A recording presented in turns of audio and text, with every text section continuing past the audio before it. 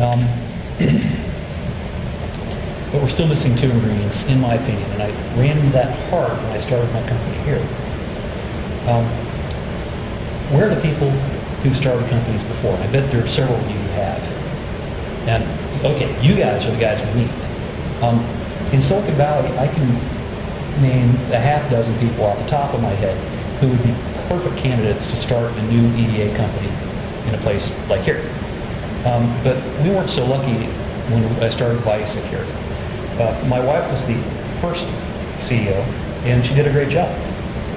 But we had a little bit more trouble when we tried to, she actually is a serial entrepreneur, the two of us. She's already gone on and started another company. I'm left working on Biosic. We had trouble finding a CEO who knew how to make us succeed. We interviewed everyone we could talk to. We finally hired a salesman with an outstanding resume and track record, but he never owned a company before. And guess what? It didn't work out, and I guess we shouldn't have been surprised. It'll come back to that. The CEO thing, top executive management, in my opinion, the number one thing we were lacking here. If we had that kind of experience, we'd probably generate the kind of startup business that could make use of her company. And if we generated more startups, we'd be making more new products, and we need faster turn time and more customer service.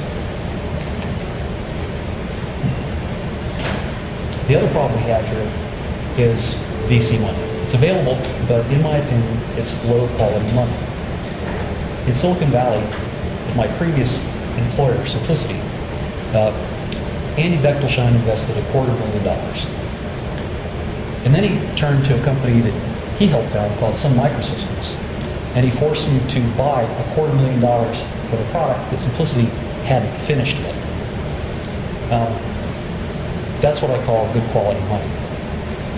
In Silicon Valley, when you get VC money, you don't just get the money, you get investors who force top-tier companies to come and buy your product, even if it's unproven.